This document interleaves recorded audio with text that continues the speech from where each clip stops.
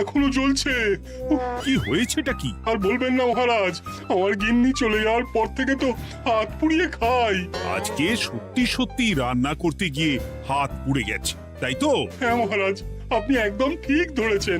বেশ, বুঝলাম, কিন্তু এখনো গোপাল এলো না। মহারাজ, আপনার জন্য একটা পত্র এসেছে। কই কই দেখি।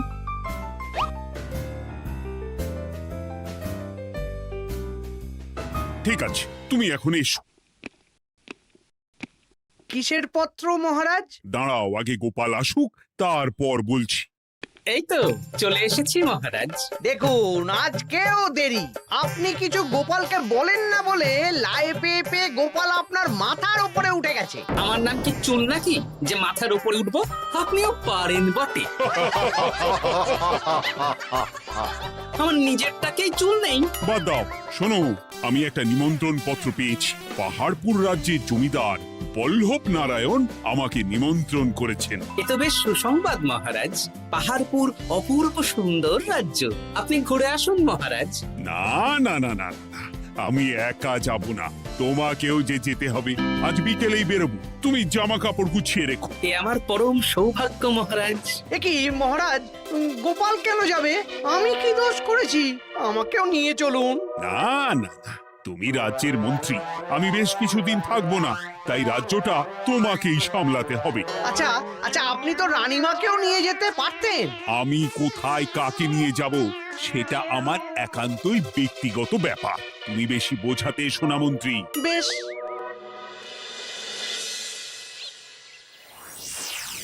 গোপাল গোপাল আর গোপাল, এই গোপালের জন্যে আমাদের কপালটাই মন্দ থেকে গেল। মন্দ না, বলুন বন্ধ থেকে গেল। সব সুযোগ ওই গোপাল পাবে, আর আমাদের বেলা ছাই। আজকেও গোপাল রাজসভায় দেরি করে এলো, তবুও বেটাকে মহারাজ কিছু বললেন না। বলবে কি? উল্টে মহারাজই তো গোপালকে ঘুরতে নিয়ে যাচ্ছেন। পাহাড়পুরে গিয়ে ভালো মন্দ আহার করবে গোপাল, আর আমি রাজ্য পাহারা দেব। হ্যাঁ, ঘেন্না ধরে গেল এই জীবনে। গোপাল যতদিন আছে ততদিন কিন্তু আমরা ওই ফুলে ফেপে উঠতে পারবো না। গোপালের যেন 7 খুন মাফ। আমরা তো বানের জলে ভেসে এসেছি। আপনি তো গোপালকে তাড়ানোর অনেক চেষ্টা করেছেন, কিন্তু কিছুতেই কিছু হয়নি। হবে কি করে? গোপালের একে ওই ক্ষুরোধার বুদ্ধি, তারপর মহারাজের উপর অগাধ বিশ্বাস, দুটো মিলেমিশে এক হয়ে গেছে।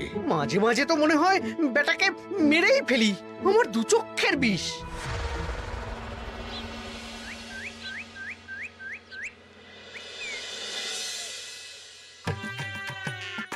বলছি গিন্নি, কি এত তুমি পোটলায় বাঁধছো বলো তো? এত দূরের রাস্তা, তাই শুকনো খাবার ভালো করে বেঁধে দিচ্ছি। হ্যাঁ, তা কি কি দিয়েছো শুনি? ভিজে চিড়ে দিয়েছি, মুড়ি, নারকোল কুচো, চিনি দিয়েছি। হ্যাঁ, ব্যাস, আর কিচ্ছু দিতে হবে না। আমার সাথে তো মহারাজও যাচ্ছেন। আমি একটু বেশি করে দিয়েছি গো। দূর, সে কথা বলিনি। মহারাজ যাচ্ছেন তো, তাই মহারাজও নিশ্চয়ই রাজবাড়ি থেকে ভালো মন্দ খাবার নিয়ে আসবেন। যে যার নিজের তালে থাকে। কি আর করবো গিন্নি, উদরকে আদর করে যা সুখ, তার অন্য কিছুতে নেই। বেশ বেশ, সাবধানে যেও। হ্যাঁ, তুমিও সাবধানে থেকো কিন্তু। আর নাতনি নাতনিগুলো এলে তাদের জানিয়ে দিও যে দাদু বেশ কিছুদিন থাকবে না। ঠিক আছে গো, ঠিক আছে।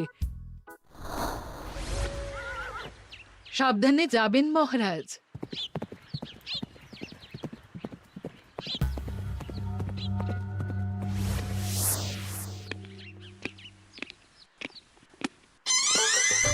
তুমি হুটহাট করে কোথায় চলে যাও বলো তো?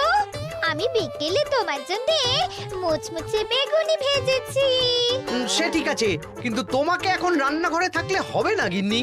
ও মা, রাতের খাবার কে করবে শুনি? আমি তো এখন একটু একটু রান্না শিখে গেছি। এখন তোমাকে অন্য কাজ করতে হবে। কি কাজ? শোনো, বুঝতে পেরেছো তো? একদম জলের মতো পরিষ্কার বুঝে গেছি।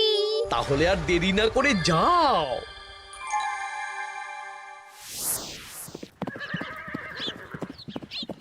মহারাজ একটা কথা বলতে পারি? বলো গোপাল। আমরা পাহাড়পুর জমিদার বাড়িতে যাচ্ছি কেন? তুমি তো জানো আমাদের সেনাপতি এখন একা একাই নিজের সংসার সামলায়। হ্যাঁ, ওই ঘটনার পর থেকে তো সেনাপতির জন্য ভালো পাত্রীও পাওয়া যায়নি। পাহাড়পুরের জমিদার বল্লভ নারায়ণের একমাত্র কন্যা এখন বিবাহযোগ্যা, তাই আমি আর তুমি দেখতে যাচ্ছি। সেনাপতিকেও সাথে নিয়ে গেলে হতো।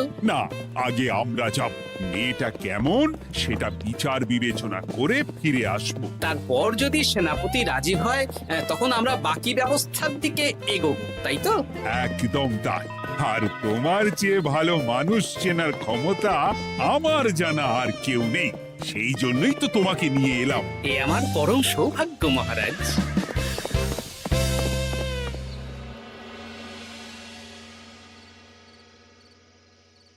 প্রণাম রানীমা।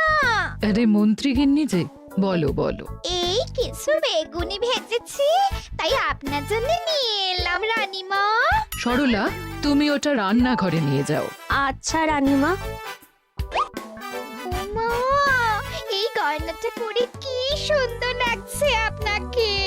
নতুন নিলেন? না না, বছরখানেক আগে বিবাহ বার্ষিকীতে মহারাজ গড়িয়ে দিয়েছিলেন। একটা কথা বলবো রানীমা? বলো না, কি বলবে? আমার মনে হয় আপনাকে আমাদের মহারাজ না আর আগের মতন ভালোবাসেন না। এই কি কথা বলছো তুমি? খোলা চোখে যা মনে হয় তাই বলেছে রানীমা। এই দেখুন না, মহারাজ হঠাৎ পাহাড়পুরে ঘুরতে চলে গেলেন আর আপনাকে নিয়ে গেলেন না। নিশ্চয়ই কোনো কাজ আছে, তাই আমাকে নিয়ে যাননি। ওই তো, এত ছাড় দিয়েছেন বলেই তো পার পেয়ে বসেছে। অপরাধ নেবেন না রানীমা। মহারাজ সব ব্যাপারে শুধু গোপাল আর গোপাল, কিন্তু বাড়িতে যে আপনিও আছেন সেটা মহারাজ খেয়ালই করেন না।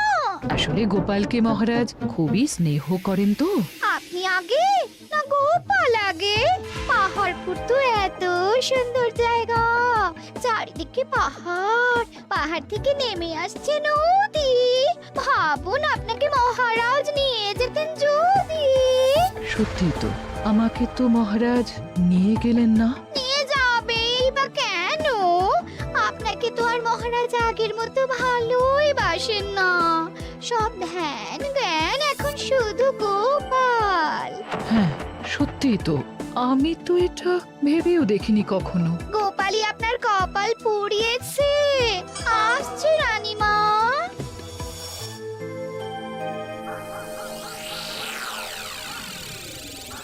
কি গো গিন্নি, আমি যেমন যেমন বলেছি তুমি তেমন তেমন রানীমাকে বুঝিয়েছো তো? হ্যাঁ হ্যাঁ, আমি একেবারে এমন ভাবে কানে পুষ্পন্ত ঢেলেছি, রানীমার কান মাথা সব সব ভরে গেছে। এবার শুধু মাঝে মাঝে ইন্ধন জুগিয়ে যেতে হবে, বুঝলে? তারপরে তোমার পথের কাঁটা ফাঁকা হয়ে যাবে। আর একবার গোপাল সরে গেলেই আর কোনো চিন্তা নেই। দু হাত ভরে রোজগার করবে গো।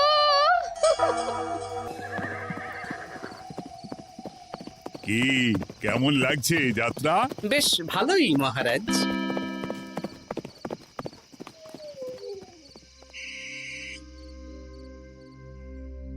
রানীমা, খাবার কি আমি এই ঘরে নিয়ে আসবো? না, আজ আমি কিচ্ছু খাবো না, কিচ্ছু না, খিদে নেই, যাও। এ কি রানীমা, আপনি তো সেই দুপুরের পর কিছুই খাননি। তোমাকে একবার কিছু বললে তুমি বুঝতে পারো না? বলেছি তো আমার খিদে নেই, আমাকে বিরক্ত করো না, যাও।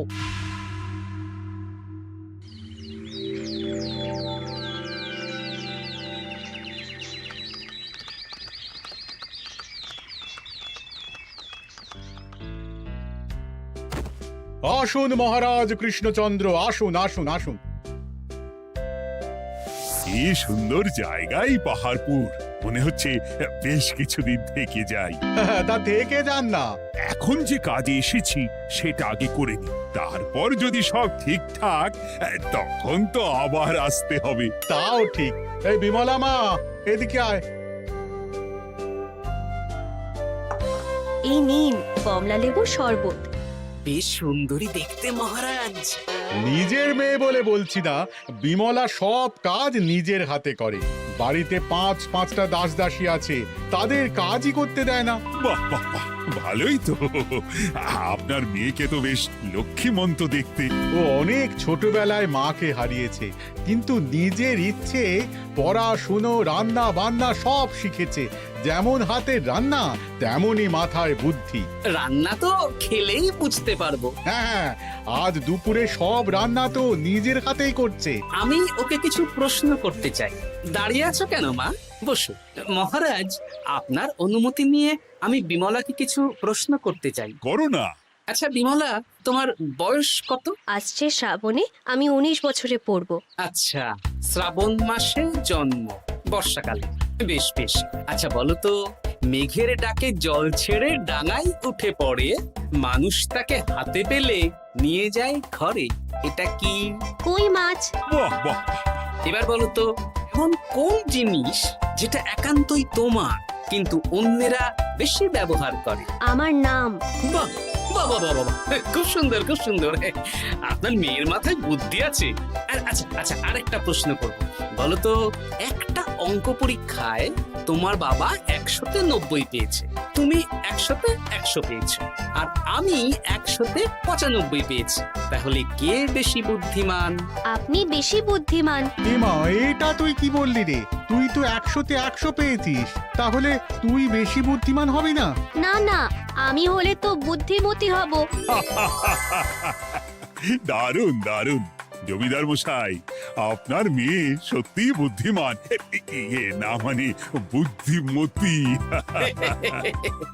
এবার দুপুরের ভুরি ভোজটা খেলেই বুঝতে পারবো হাতের জাদু।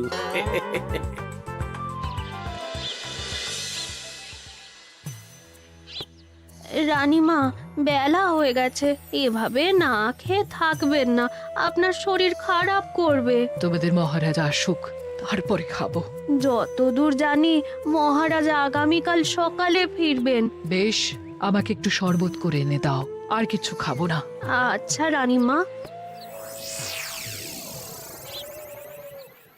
বুঝলি, আজ পুকুর ঘাটে গিয়ে যা শুনলাম না।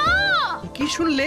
রানীমা গতকাল বিকেল থেকে কিচ্ছু খাচ্ছেন না, মহারাজের ওপর রাগ করে। এখন রানীমার রাগ, এরপর ভাগ গোপাল ভাগ।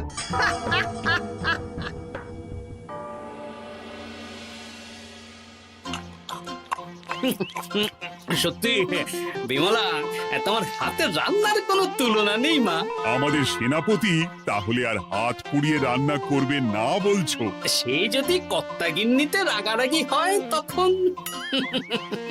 মা আমার লজ্জা পেয়েছে। তা আপনাদের কোনো আপত্তি নেই তো? কি যে বলেন, আপনার রাজ্যের সেনাপতি বলে কথা। বলছি, বিমলাকে তো আমাদের সেনাপতি দেখলো না, তাহলে? বিমলার একটা তৈলচিত্র আছে, আমি আপনাকে বরং সেটা দেব, আপনি ওনাকে গিয়ে দেখাবেন। সেই ভালো হবে, আমাদের খুব পছন্দ হয়েছে। তাহলে সেনাপতি রাজি হলে আমরা বিবাহের তারিখ চিঠিতে জানিয়ে দেব। আচ্ছা মহারাজ।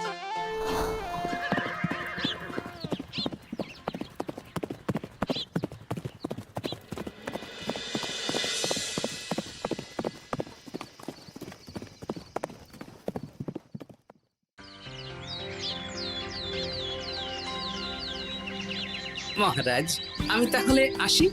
যাওয়ার পথে আমি সেনাপতির সাথে কথা বলে নেব। হ্যাঁ হ্যাঁ গোপাল, এসো। বেশ ভালোই কাটলো পাহাড়পুরে। হ্যাঁ মহারাজ, অনেক ধকল গেছে, যান গিয়ে বিশ্রাম নিন।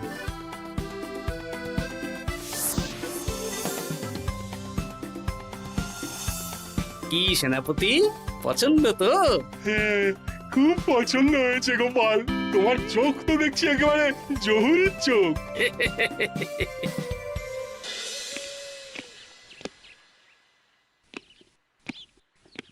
চিরটা কাল আপনি ওই গোপাল গোপাল করে কাটিয়ে দিন। কি হলো? রানীমা গত পরশু থেকে কিচ্ছু খাননি, গতকাল একটু শরবত খেয়েছেন শুধু। কেন, কি হয়েছে? দেখুন মহারাজ, সহ্যের একটা সীমা আছে। আরে, আমার তো কিছুই মাথায় ঢুকছে না। মাথায় শুধু গোপাল থাকলে আমার কথা ঢুকবে কি করে মহারাজ? আপনি আমাকে আর আগের মতো ভালোবাসেন না মহারাজ। এসব কি বলছো রানী? ঠিকই বলছি, আপনি খেয়ালই করেননি যে আমি গলায় আপনার পছন্দের পান্নার হার পরেছি মহারাজ? আরে আমাকে বলার সুযোগ দেবে তো। দেখুন, আপনি পাহাড়পুরে ঘুরতে গেলেন, গোপালকে নিয়ে গেলেন। আমারও মনে হয় কোথাও ঘুরতে যাই মহারাজ। আরে গোপালকে নিয়ে যাওয়ার প্রয়োজন ছিল, তাই নিয়ে গেছি। গোপাল তো আপনার প্রিয়জন, তাই ওকেই আপনার প্রয়োজন। আমি তো কেউ না। দেখো, গোপাল আমার সব বিপদে আপদে পাশে থাকে, তাই ওকে ভরসা করি, সেটা তো তুমি খুব ভালো করে জানো। আজকের পরে হয় গোপাল থাকবে, না হলে আমি থাকবো। না না না, এ হতে পারে না। গোপালকে আমি সরাতে পারবো না, আর কাউকে সরানোর জন্য কোনো কারণ তো চাই। আর কারণ যদি আমি দিয়ে দিই? কি কারণ? আপনি গোপালকে বলবেন আমার সাথে আপনার ঝগড়া হয়েছে। বেশ, তাতে কি? আপনি গোপালকে বলবেন ও যেন আমাকে বলে আপনার কাছে ক্ষমা চাওয়ার জন্য, আর আমি ক্ষমা চাইবো না। ব্যাস, আপনি এই সামান্য কাজটা গোপালকে করতে না পারার জন্য ওকে তাড়িয়ে দেবেন। ওকে মাত্র 7 দিন সময় দেবেন, ব্যাস। ঠিক আছে, আমি এক্ষুনি গোপালকে ডেকে পাঠাচ্ছি।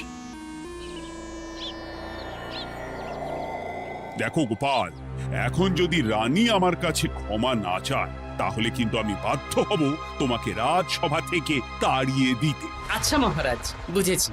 রানীমা আপনার কাছে ক্ষমা চাইবেন, কিন্তু তার জন্য আপনাকে আমার কথা মতো কিছু কাজ করতে হবে মহারাজ। কি কাজ বলো? বুঝেছেন? হ্যাঁ। না গোপাল, আমি মহারাজের কাছে ক্ষমা চাইতে পারবো না। দেখুন রানীমা, আমার মনে হয় আপনার ক্ষমা চাওয়াই উচিত। পুরুষ মানুষের মন বলে কথা, যদি বেশি দিন আপনি মহারাজের সাথে এরকম তিক্ত সম্পর্ক রাখেন, তাহলে কিন্তু মহারাজের মন অন্যদিকেও চলে যেতে পারে। এমনিতেও কি গোপাল? কিছু না রানীমা, শুধু এটুকু জেনে রাখুন, রাজবাড়ির মাঠে বাঁশ বাঁধা হবে। মানে কেন?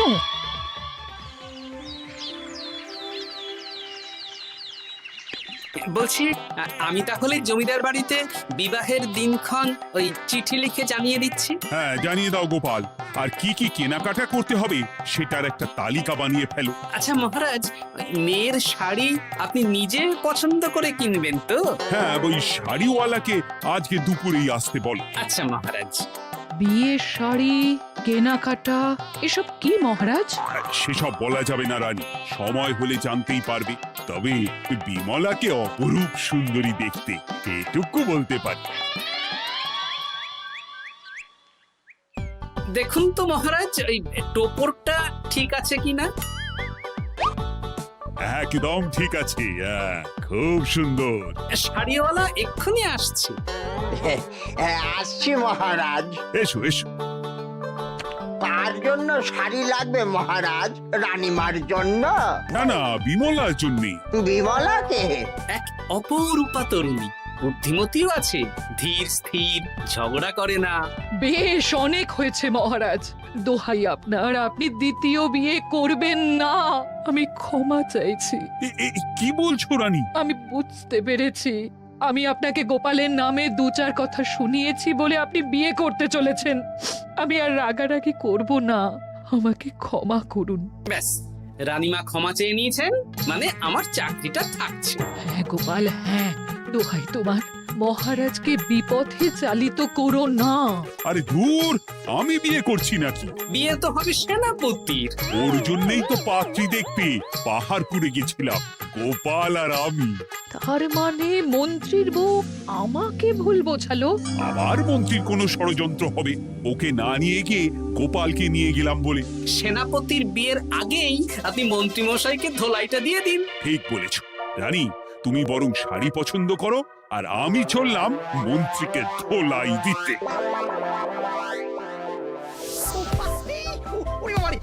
তুমি এত নীচ, হ্যাঁ? তোমার গিন্নিকে দিয়ে রানীর কানে বিষ ঢালা। ভুল হয়ে গেছে, ক্ষমা করে দিন। এখন মন্ত্রী মশাই ভ্যাঁ করছেন, কদিন পরে সেনাপতির বিয়েতে প্যাঁ হবে ছাদনা তলায়।